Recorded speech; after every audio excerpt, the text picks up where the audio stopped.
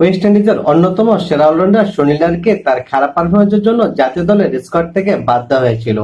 সে অপমানবোধ তিনি যেন কোনোভাবেই নিতে পারছিলেন না।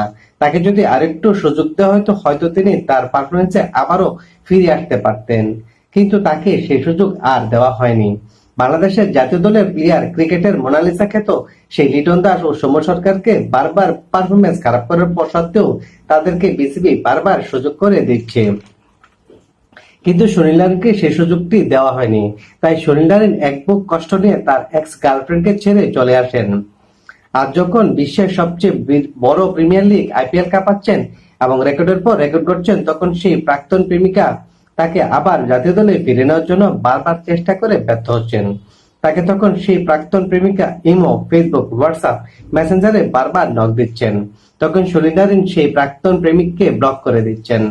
তখন সেই প্রেমিকা উপায়ন্তর না পেয়ে রোববান পাওয়াল এবং কিরণ পোলার্ডের সহযোগিতা নিচ্ছেন সেই প্রেমিককে ফিরে নেওয়ার জন্য। এখন দেখার বিষয় সেই প্রেমিক ব্রেকআপ করা সেই প্রেমিকার কাছে ফিরে যান কিনা।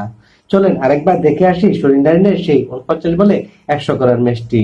Sunil Narine on fire. যাই হোক, ভিডিওটি ভালো লাগলে অবশ্যই লাইক করবেন, কমেন্ট করে আপনার মূল্যবান মতামত জানাবেন এবং সাবস্ক্রাইব করে আমাদের পাশে থাকার জন্য অনুরোধ রইল।